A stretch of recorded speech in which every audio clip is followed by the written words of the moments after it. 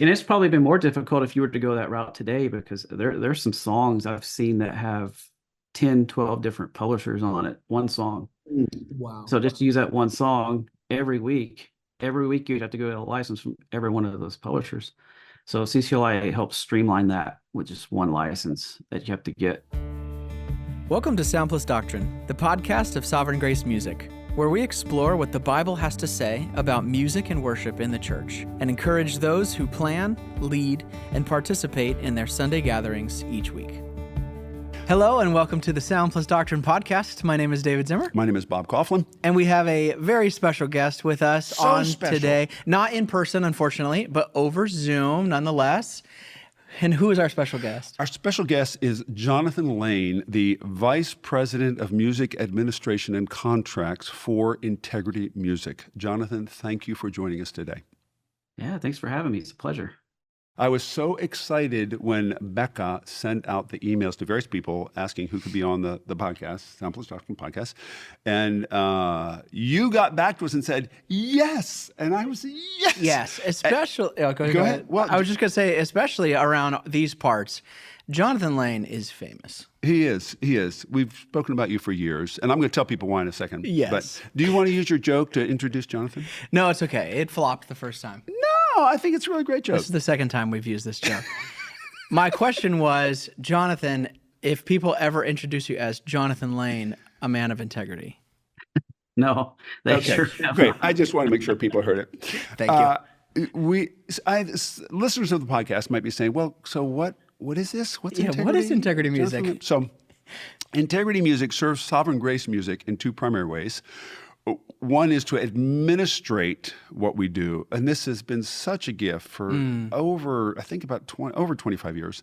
Wow. Administrating our copyrights, our publishing, our royalties, our licensing. We've done some of that, and it's so complicated, and Integrity does it for us. They do it joyfully. They do it efficiently, effectively. And one of the main reasons they do it that way is because of Jonathan Lane. Yes. So that's the first thing they do for us. And distribute our music as well. And that's the second thing. Quit stealing my thunder. I was going to say, and they distribute our music. That's been more recent, where they get our music out on DSPs, digital service platforms, and those kinds of things. And just make sure our music gets out. So you do it all effectively. But Jonathan, I'm going to ask you what about your present position, how you got there. But basically, Jonathan serves us in answering questions and making sure that our royalties are being paid rightly, that they're being accounted for, all those kinds of things. So we're going to actually do two podcasts with you. The first is going to focus on those who use our songs and other songs. The second is going to focus on people who write songs, churches who produce songs, and your questions about that. So let's start with your present position. How long have you been at Integrity? How you got to where you are? Just to tell us a little bit about that journey. Yeah, so I've been, this coming May, I've been with Integrity for 23 years. And once you hit the 20-year mark, the years start to become milestones. And for me, I don't know about you, but for me, that kind of triggers a time of reflection, of looking back. And you're doing that, you can start to see God's hand on your life, guiding you certain ways, breadcrumbs he's dropped along the way that's helped you navigate forks in the road. And for me, I think to really explain how I've arrived where I'm at is I have to go back 8 years prior to before I got into Integrity. So that started in 1993 when I was in high school. And in my high school youth group at church, the youth minister there had a huge impact on my life, really planted seeds of a love for worship music and leading people into God's presence through praise songs. It was probably your typical 90s youth group setup where you had a youth minister, giving a Bible study every week. But before that, he'd pull out this 12-string Takamine acoustic guitar with the wood front and the rounded plastic back. It's like your typical 90s guitar. But he'd lead us in praise songs, praise choruses, and we were singing things like Our God's an Awesome God by Rich Mullins, As a Deer. The biggest praise song probably in the country at the time was a song by Rick Founds called Lord, I lift your Lord, name on I high. lift your The name song, on high. yeah. um, so that whole experience just planted a seed and desire in my life to help people enter into God's presence through song. To the point where my best friend and I, we just told ourselves one day, we're going to teach ourselves to play guitar, and we're going to learn these praise songs, and that we can help people, sing praises to God. Mm. And that carried with me through college, where I joined a college Bible study and bringing my guitar along to help lead us into a time of praise before diving into the Word. And that was around like 95, 96, 97, that time frame. And trying to find praise songs that geared towards younger adults, the youth. We didn't have Google at the time. We couldn't go on there and say top praise songs for college kids. You So couldn't just yeah. Google it? Well, how did you live? How did you have any joy? How did you know anything? Yeah, I know you had to be really intentional to go out and find things, but we had this great resource back then called your local Christian bookstore. And we had to go in there. There's a music section, find the praise and worship section. And I remember 1997 finding Paul Balash's First Love record, which had Open Eyes of My Heart on it. He had some covers of some Yes. Delirious Wow. tunes, Wow. which a lot of those work well in a small group setting with a guy and a guitar plugging along. Even I could play But what was really guitar. cool about it was you had this CD, and all of a sudden you had a songbook that went along with it. So I didn't have to just go figure it out anymore. It was laid out in front of me. It's almost like cheating, trying to find songs to help people, get into that presence. That was my first introduction to integrity as well, is through that record. But I was majoring in music business in college at the time in Muscle Shoals, Alabama. Wow. Really big town for, rock music in the 60s and 70s, and in the 90s, big in country music. But I got to the end of my college career and I needed to do an internship. And Muscle Shoals didn't really have a Christian music scene. So I had to go to Nashville for that. And I really had this desire that I was carrying with me from high school to help people enter into God's presence through worship music. And so I got there, and the experience was good. It was not a bad experience. I interned at EMI Christian Music Group, which is now known as Capital Christian Music Group. But they were really focused more on CCM, radio, artist-driven type stuff. And I did a good job there. I mean, I got job offers from different places, but it was more the CCM type thing. It wasn't what I felt like God was leading me to do. So I turned those things down, went back to Muscle Shoals, finished my college degree, got graduated, married my wife that May. This is like May of 2000. Your wife's name is? Jennifer. Yep. And just entered into like a 12-month period of what next? What next, God? What do you want from me? Not knowing what was going to happen next. Feeling like I'd followed him and leaving Nashville and not going down those paths, because it felt like it would be a compromise and not really following what God had instilled in my heart all those years. Yeah. So entered to that time, that 12 months, not knowing what to do.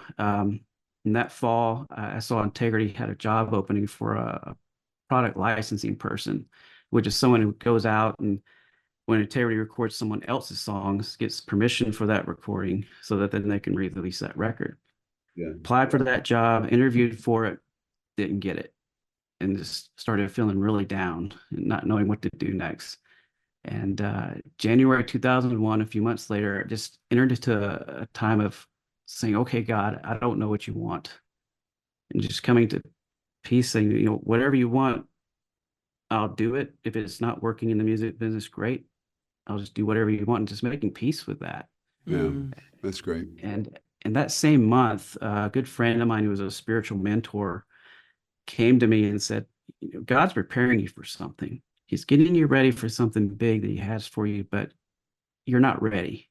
And until you're ready, he's not going to give it to you because you'll make a mess of it.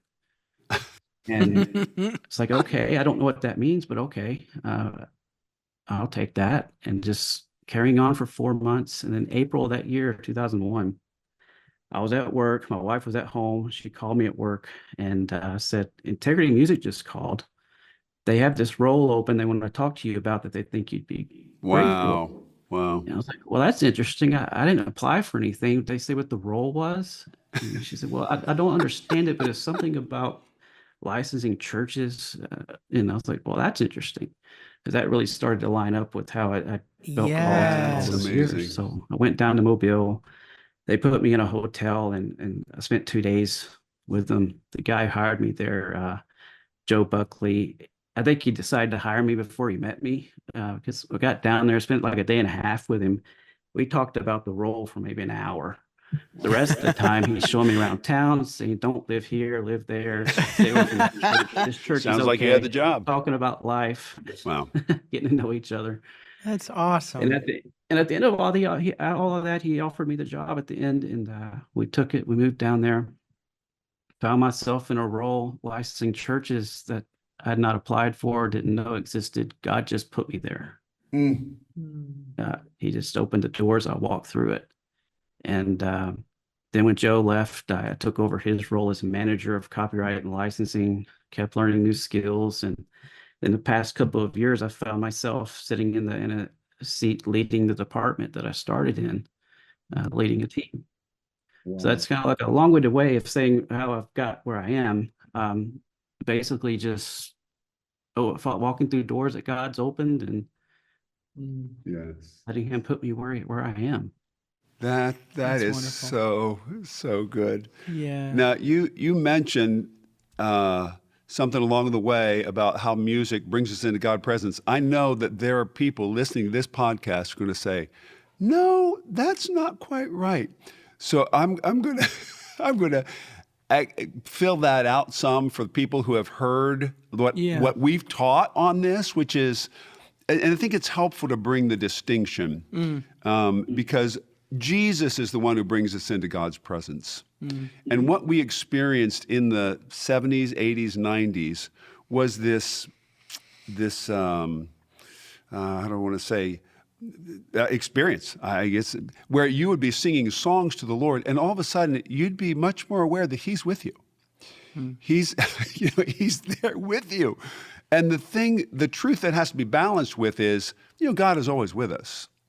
God's promised to be with us. But there is something that takes place when He's promised to be with us when we gather. 2 or 3 gather in my name, there I am in the midst of them.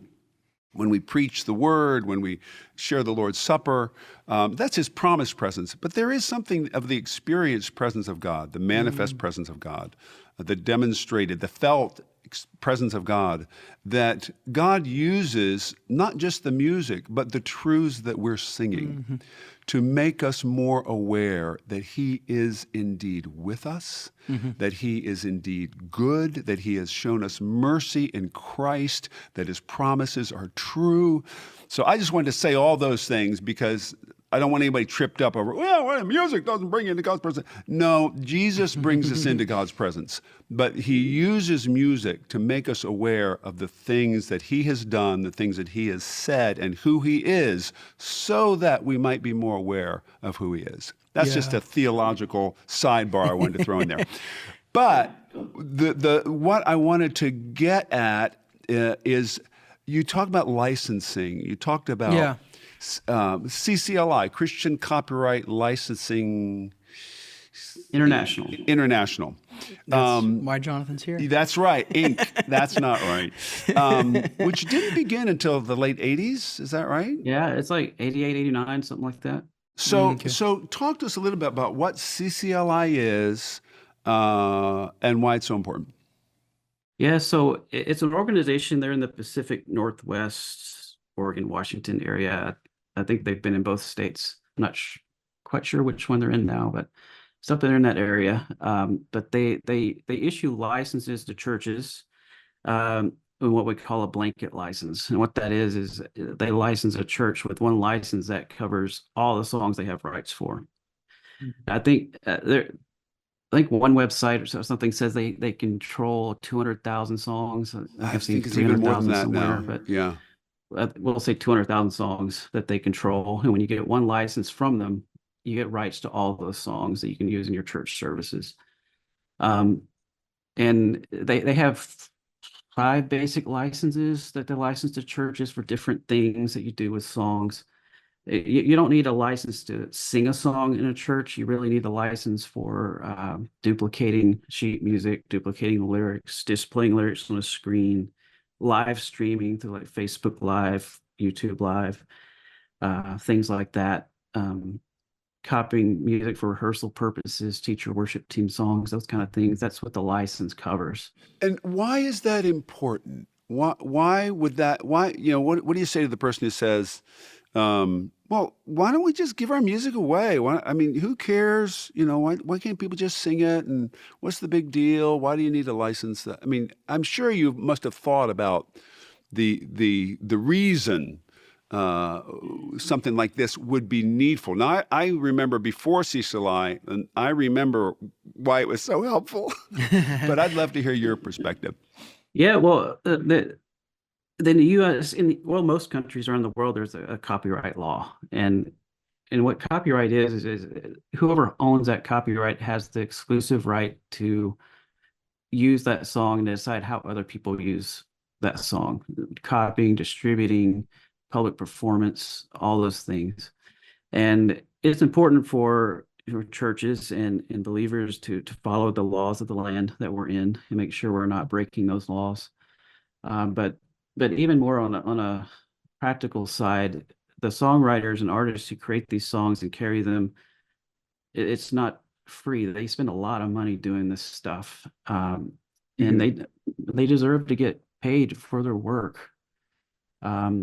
And a lot of them use that money to help support their ministry so they can create more music and keep creating and so that we're not stuck with the same songs all the time. Because, human nature is, we want change, we want new things. So it's just different expressions that they help create and new music that keeps coming out. So it helps support that. Yes. Mm-hmm. And do you remember the time before CCLI? You may not. I don't. I was probably in elementary school, middle school. Okay. Yeah, you had to contact, I mean, you could use a hymnal, but you have to buy those hymnals, or you contact different publishers. And so any song you want to do, well, can we do your song? Can we do your song? It was a nightmare. I knew a church in Pittsburgh that hired one individual to handle all those publishing contracts, license, because they wanted to do it right. They wanted to obey the laws. But most churches just said, nah, Yes. And it's probably been more difficult if you were to go that route today, because there's some songs I've seen that have 10, 12 different publishers on it, one song. Wow. So just to use that one song every week you'd have to go get a license from every one of those publishers. So CCLI helps streamline that with just one license that you have to get. Well, and I think a lot of what we interact with when we're talking to worship leaders or guys who pick the songs for their Sundays is just kind of an ignorance to what is this? Like, why do I need this? Especially because we see songs on Instagram, we see songs on YouTube, and we go get the chart because some guitar chart website put it out. And so there's just this sense of like, well, I just collect the songs and I sing them in my church. Yeah. And we've had conversations, funny interactions with people where it's like, hey, thanks for doing our songs, and, are you registered with CCLI? And what is CCLI? It's like the way that you track your songs, like, I don't know what that is. And so I think, I just think there's an ignorance around it. Like, why do I need this? What is this? Yeah, for sure. And there's not a lot of understanding also, other places like YouTube and Instagram and Facebook. Yes. All those Talk places about are this. Licensed also by publishers and copyright owners. So those aren't there, not getting monetized and feeding back to the writers. So you are not CCLI, Integrity is not CCLI, but you receive those royalties and then distribute them. And then you also keep track of where songs are being sung, performed, recorded, displayed on the internet. Yeah, outside of CCLI, and CCLI has a lot of data about different denominations and churches and church sizes and countries that they share with publishers that it get really overwhelming really quick. They have so much data around all that stuff, but we're tracking songs outside of CCLI as well. Direct uses of songs that we've licensed out to people, how they're being used, what languages they're being used in, all kinds of things like that. Wow. Yeah, so one of the things that Integrity has helped us do is continue to do what we do by, for instance, going on YouTube and finding where are songs being sung. Yeah. And when you say monetize something, that sounds so worldly. What, how do you think, what is that? What does that mean? Yeah. Yeah, it's an industry term that we use, but basically it means we're making sure that revenue is going to flow back to the songwriter for that use of the song on that platform.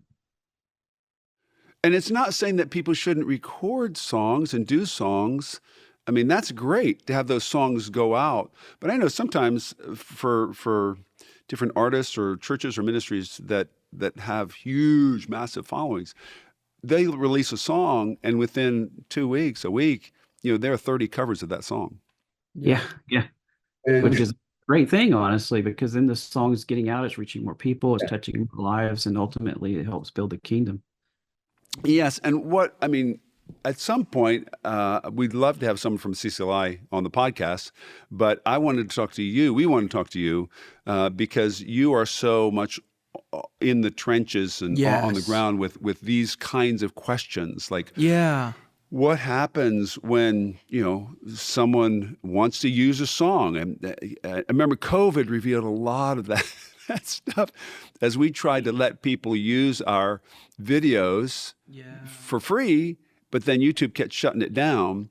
And it was just, wait a minute, we can't do this. And you guys were instrumental in helping us trying to figure out how can we make this work. And so that's part of what you do, is just making sure that those who are producing the music are somehow compensated in the right ways for what they're doing. Mm-hmm. Is that how you see it? Yeah, that's true. And that's what we're trying to do, is just help make sure, number one, songs get to the people they need to get to so that they're used to change people's lives for God and to help build the kingdom. That's our main goal. But the ancillary part of that is helping get money back to the songwriters and the artists to help fund their ministries, keep a roof over their head, food on the table for their kids. They don't have to worry about that. They can focus on their ministries and what God's called them to do. But part of that is also, like you said, like example of YouTube during COVID. That was an example of, like, they're not a Christian organization. They don't care as an organization about God or his kingdom or anything. So they have their rules, the regulations, and we have to find ways to work with places like that because the church does use tools like that. Yeah. And so having to find solutions to make sure that music can go out on there and not get blocked like it was happening in the beginning is really important. And CCLI was really instrumental in that. And then they launched their streaming license during COVID, and churches signed up for that. And in a lot of cases, just telling YouTube that, hey, we got a license for this use, don't block it, really helped. Yes. So that leads to a question. I have two questions. One was, so I'm in a church and I want to post a song that, SovereignGraceMusic has written or whoever has written. And what should that person do? Because we'll get those emails sometimes. Or our church is doing, I guess it's maybe two different questions. Our church is singing these songs and we want to post video of our church singing that song on YouTube. What should they be thinking about? Or do they need to think about anything? Well, should they wait just wait until the police show up at their door? Well, hopefully that never happens. No, I'm just kidding. Just kidding. Well, it depends. It depends on if it's a live stream or if it's a pre-recorded thing they're uploading. If it's a live stream, that can be considered a public live performance, and you do need a license for that. And that's where CCLI comes in with their streaming license that helps keep that legal. And usually just putting in your description of the live stream, telling YouTube or Facebook that you have a license does the trick, and they leave it alone. Not always, because they have algorithms that are computers that are not people in the background finding things. But as long as you have a license from either the publisher or CCLI or organization like CCLI to cover that stream, then you're okay. You don't have to worry about anything else. If it's pre-recorded and you want to upload it after the fact, you really don't have to worry about anything, because most music publishers and labels have licenses with YouTube and Facebook and all the places that cover those things. So it's already taken care of, and the uploader doesn't have to worry about it. Huh. So does YouTube go and find that cover? They do. They've got these algorithms that are really sophisticated these days. Like we AI, upload baby. recordings to them, and it helps fingerprint it. And their algorithm, when they hear a snippet of it, they know, oh, it belongs here, and they put a claim on it. And when they put a claim on it, it's just saying, oh, that belongs to this publisher, and the money for that video is going to flow back to them. So yeah, but for the most part, I mean, wouldn't you say that that's an incredible tool that we've never had? That's probably doing so much work for a company like Integrity that they can go find it and provide. Yeah, it's a great tool, because then you don't have to have someone sitting on a computer watching all the videos are uploaded to YouTube every day. And I think I saw some statistic that it's like 120,000 different music uploads happen a day now, which is it's unfathomable, honestly. Well, I just heard that 500, I think it was on a meeting with Integrity we had recently, 500,000 songs are uploaded every week to Spotify, Apple. 500,000 songs, 26 million songs a year. So it's a lot of music. It's a lot of songs to sing. So if you get an email saying, copyright claim, just leave it alone. Just don't do it. Yeah, just leave it alone. It doesn't charge the uploader. You're not paying that money. It's paid for from ads, like if the ads that play before the video or something. Advertisers, they pay for advertising, and that money they pay for the advertising funds the royalty pool, and that's where the money comes from, that goes back to the songwriters and the artists. It's not coming from the person uploading it. So if you see a copyright claim, just leave it alone. That's great. And then last question, and then we'll close this one out and have another podcast with you. If a church is saying, well, we don't have a CCLI license, and you've addressed some of this a bit, but I'd love to hear it succinctly. Yeah. Should my church have a CCLI license? Either we're a church of 50, or maybe we're a church of 200-300, or maybe we're a church of 1,000, and it just seems like a little bit greedy, or too much administration, or as the one who, I mean, every quarter or maybe twice a year, you're processing all these royalties that come in through CCLI for different ministries and things. What would you say to that person, that pastor, that music leader? Do I really need a CCLI license? Yeah, I would answer their question with a question and find out more about how are they using music in their services. There may be a case where they don't need a license. If they're not, you don't need a license to sing a song in service. It falls under a religious exemption in the U.S., so you don't need that permission. But if they're displaying lyrics, they're copying lyrics, or live streaming, doing any of those things, then yeah, they would need a license. So it would depend on how they're using music. Yes. And that would be most churches there, but there are a lot of small churches in the U.S. That I attended one for years that was probably no more than 50 people, and we didn't live stream, we didn't copy lyrics or anything. We didn't have a worship leader. A lot of times we just play a CD and people would sing along to it. There was no need for a license in that situation. But if you get to the point of displaying the lyrics, making copies, live streaming, any of that stuff, you need the license. Yeah, that's helpful. That wasn't my last question. I thought of one more because we still got a couple minutes. You are involved in the industry, the music industry, Christian music industry, Christian worship music industry, and you have always, in all our relationships with you, email, personal, whatever, you have always been a man who obviously, evidently seeks to do what you do with humility, with integrity, and to please the Lord. So I would just be wondering, how do you keep the industry side of what you do from becoming more important than the spiritual side? Good. Yeah, good question. Yeah, that's a good question. I think working for a place like Integrity makes that easy. We're a nonprofit ministry. Our mission statement, is to help people worldwide experience the manifest presence of God, and to resource the church with songs of substance, in order that everyone has a part to play. That's a mission statement that's pretty spiritually focused. And really, to do that, we have to really keep our lives focused on God in a healthy way. Otherwise, it's just a job. But still with that, it's really important to keep that separate and healthy. And there's probably three things that are key to that: is staying in the Word. That's number one. Staying in prayer is also number one. And a third number one is staying in a good, healthy relationship with the family. So it's the Word, prayer, and family. Those three things together equally is kind of like the core in what I use. Amen. And I would just add the church, which I know you are committed to as well.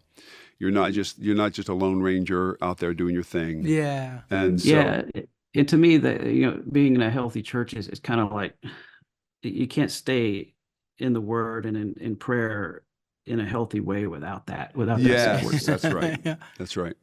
Yeah. Well, those things will lead you to the church. Jonathan, you are a gift, and thank you so much for talking about these things. I'm sure if you have any more questions about these kinds of things, email us at soundplusdoctrine, spell all the words out, at SovereignGrace.com. But we're looking forward to the next conversation about those who write songs, produce songs on their own, and just any answers you can provide for those people. So thank you so much for joining us. Thank you for listening to Sound Plus Doctrine, the podcast of Sovereign Grace Music. Sovereign Grace Music exists to produce Christ-exalting songs and training for the church from our local churches. For more information, free sheet music, translations, and training resources, you can visit us at SovereignGraceMusic.org.